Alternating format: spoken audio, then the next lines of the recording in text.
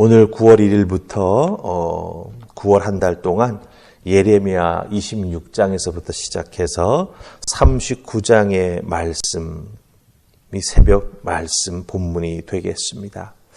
오늘은 9월 1일로서 26장 1절로 15절의 말씀을 여러분과 함께 읽었습니다.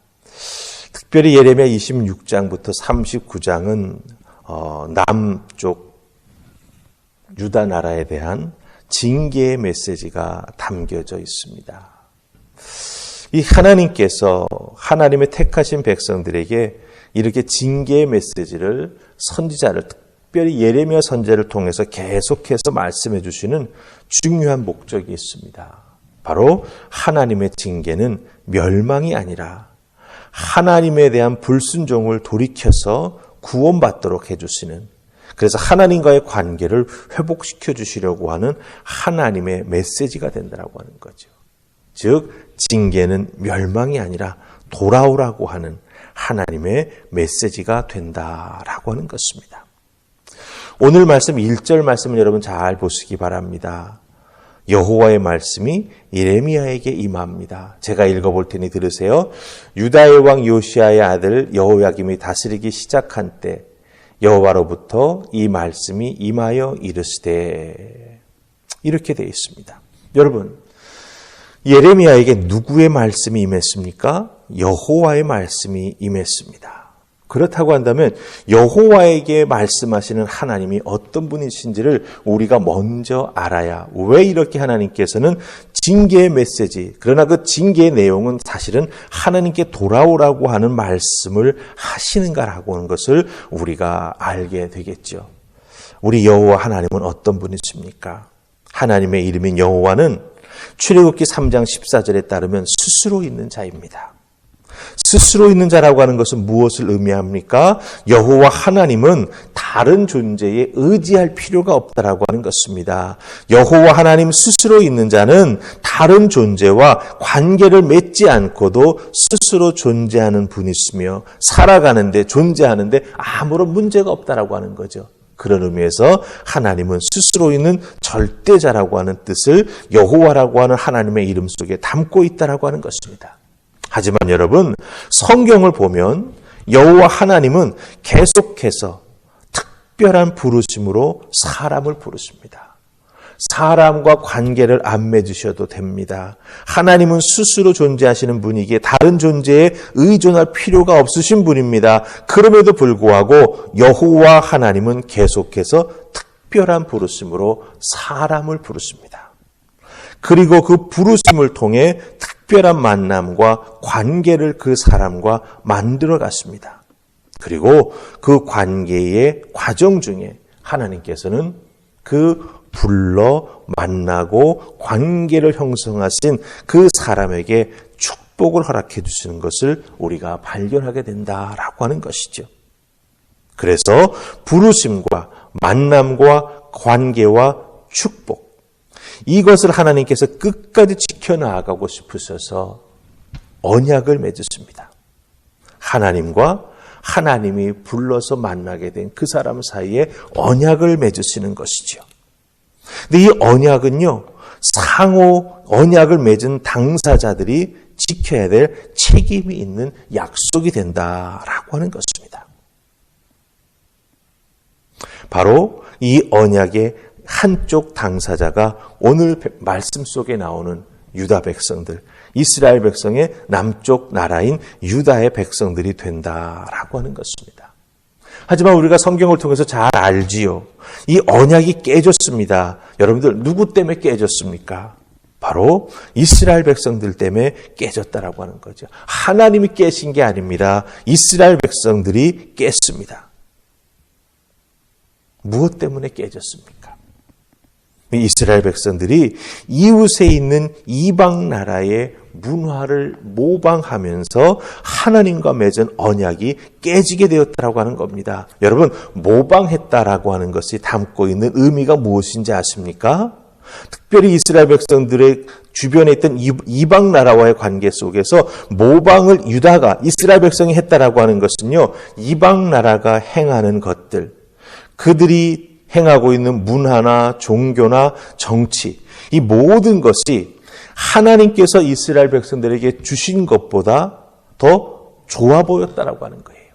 인간적으로 좋아 보였고 그 이방인들이 행하는 것들을 가만히 보니 자기 자신들의 욕망을 채워줄 수 있는 것처럼 보였고 실질적으로 따라해 보니까 헤어나오지 못할 만큼의 중독성도 있다라고 하는 것을 이 유다 백성들은 알게 되었던 것이죠. 우상숭배라고 할 수는 한 단어로 요약될 수 있는 이 이방의 특징을 이스라엘 백성들이 그대로 따라가면서 그 우상숭배를 이스라엘 백성들이 하게 되었다라고 하는 것입니다. 특별히 예레미야가 하나님의 선지자 사명을 감당하던 때는 남유다 말기입니다. 여호야김이 다스리기 시작한 때다 이렇게 말하는 것을 보게 됩니다. 이 남유다 말기에 우상 숭배로 중독된 이스라엘 백성들, 하나님과의 언약의 관계가 깨져버린 상황 속에 살아가는 이스라엘 백성들, 여기에 더해진 것이 있습니다. 뭐냐 하면 아주 복잡한 정치적인 상황이 이 남유다에게 더해졌다라고 하는 것입니다. 주변에 있는 강대국들이 계속해서 유다를 넘봅니다. 유다는 살아남기 위해서 하나님을 의지하는 게 아니라 어느 강대국에 가서 빌붙어야 살아남을 수 있을까? 정치적인 수를 계산하면서 이곳을 눈치 보고 저곳의 눈치를 보아야 하는, 그래서 남유다 스스로는 할 수 있는 것이 아무것도 없는 상황 속에 빠지게 되었다라고 하는 거죠. 여러분 생각해 보세요. 스스로 할 수 있는 것이 하나도 없을 때 하나님의 선택을 받은 백성들이 무엇을 해야겠습니까? 이스라엘을 있게 해주신, 자기 자신들을 있게 해주신 스스로 있는 자 전능하신 하나님 여호와를 다시 찾아야 하지요. 그 여호와 하나님을 다시 찾아야 하는 길은 회개밖에 없습니다. 이 회개의 기회를 하나님께서는 예레미야를 통해서 계속해서 말씀해 주시죠. 돌아와라, 돌아와라. 오늘 그 회개의 기회를 주시는 하나님의 마음이 우리가 읽었던 예레미야 26장 3절 말씀 속에 나오는 것을 보게 됩니다. 우리 한번 3절 말씀 같이 찾아서 읽어보십시다. 찾으셨습니까? 함께 3절 읽습니다. 자, 시작. 그들이 듣고 혹시 각각 그 악한 길에서 돌아오리라. 그리하면 내가 그들의 악행으로 말미암아 그들에게 재앙을 내리려 하던 뜻을 돌이키리라. 아멘. 돌아올 길은 회개밖에 없습니다. 이 회개의 기회를 하나님께서는 예레미야를 통해서 이스라엘 백성들에게 말씀해 주십니다. 그런데 이 회개의 기회를 주시는 하나님의 마음이 참으로 저는 안타깝게 느껴지는 표현이 하나 있습니다. 3절 앞부분에 나오는 것이죠. 그들이 듣고, 그들은 누구입니까? 남유다 백성들이죠. 그들이 예레미야가 하는 하나님의 말씀을 듣고 그 다음에 나오는 단어가 참 중요합니다. 혹시 각각 그 악한 길에서 돌아오리라. 그리하면 내가 그들에게 이렇게 해주시겠다라고 말씀하십니다. 저는 이 혹시라고 하는 말씀이 너무나 마음에 와 닿았습니다. 스스로 있는 자, 전능하신 하나님, 하나님의 피조물, 하나님의 선택한 이스라엘 백성이 다시 하나님께 돌아오기를 얼마나 간절히 기다리시는지 그 하나님의 안타까운 마음이, 그 하나님의 사랑의 마음이 이 혹시라고 하는 단어 속에 그대로 담겨져 있고 그것을 느낄 수 있다라고 하는 거지요. 전능하신 하나님, 스스로 있는 자가 무엇 때문에 이스라엘 백성들이 필요하겠습니까? 하지만 하나님께서 특별하게 부르셨고 그들을 만나주셨고 그들 속에서 관계를 형성해 주셨고 축복해 주신 그 모든 것을 하나님 너무나 귀하게 여기셔서 그들에게 안타까운 마음으로 혹시 예레미야의 그 하나님의 대언의 말씀을 듣고 돌아올 수 있다면 얼마나 좋을까라고 하는 하나님의 마음이 이 혹시라고 하는 단어 속에 그대로 담겨져 있다라고 하는 것입니다.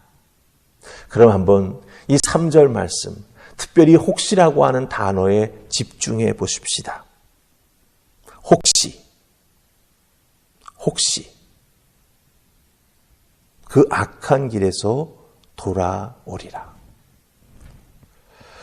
이 혹시라고 하는 단어가 우리들의 삶에 적용된 부분은 없는지, 나의 모습, 나의 행동이 하나님께 되돌아오기를 기다리시는 부분은 없는지, 이 혹시라고 하는 단어를 통해서 우리가 한번 스스로를 돌이켜볼 수 있었으면 좋겠습니다. 하나님이 나를 보시는데, 하나님께서 혹시 오늘 주신 이 예레미야의 말씀을 통해서 내가 그 길에서 돌아서서 하나님께로 나아가기를 기다리고 있으시는 그 모습 혹은 그 원인은 없는지 우리가 한번 확인해 보아야 한다라고 하는 것입니다. 우리가 큰 죄를 지어서 회개해야 될 필요가 있는 것은 아닐지 모릅니다.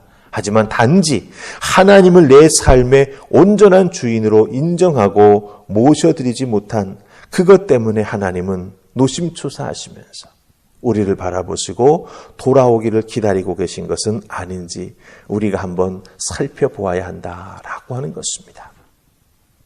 그들이 듣고 혹시 각각 그 악한 길에서 돌아오리라. 우리가 즐겨 부르던 찬양 중에 이런 찬양이 있습니다.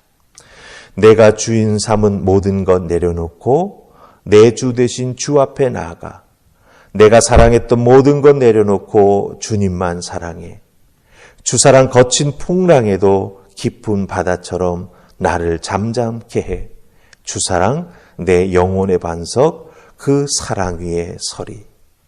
주님 사랑 위에 바로 설 수 있도록 오늘 주신 하나님의 말씀 듣고 혹시 뉘우쳐 돌아가야 될 부분이 있다면, 특별히 하나님을, 주님을, 성령님을 우리가 바로 모시고 살아가지 못하는 부분이 있다면 우리가 한번 스스로 돌아보고 깨달아 알고 회개하고 하나님의 주인 되심을 온전히 인정하면서 우리 하나님 주시는 사랑 가운데, 그 은혜 가운데 풍성히 거하시는 여러분들 다 되실 수 있기를 주님의 이름으로 축복합니다. 아멘. 우리 기도하십시다. 좋으신 하나님 감사합니다. 오늘 예레미야의 말씀을 통해서 하나님께서 우리를 얼마나 기다리시는지, 하나님 앞에 우리가 믿음의 자녀로 나아가 아바 아버지라 하나님의 이름을 부르며 아버지 앞에 믿음으로 살아가는 모습 보시기를 하나님이 얼마나 기다리고 계시는지 다시 한번 확인시켜 주시니 감사합니다. 혹시 돌아가야 될 부분이 있다면 오늘 주신 말씀을 통해서 깨달아 알고 회개하여 돌아가는 저희들 되게 하여 주시옵소서. 하나님 한 분만이 우리 인생의 주인 되심을 고백하며 살아가는 우리가 될 수 있기를 간절히 소원하옵고 예수님 이름으로 기도하옵나이다. 아멘.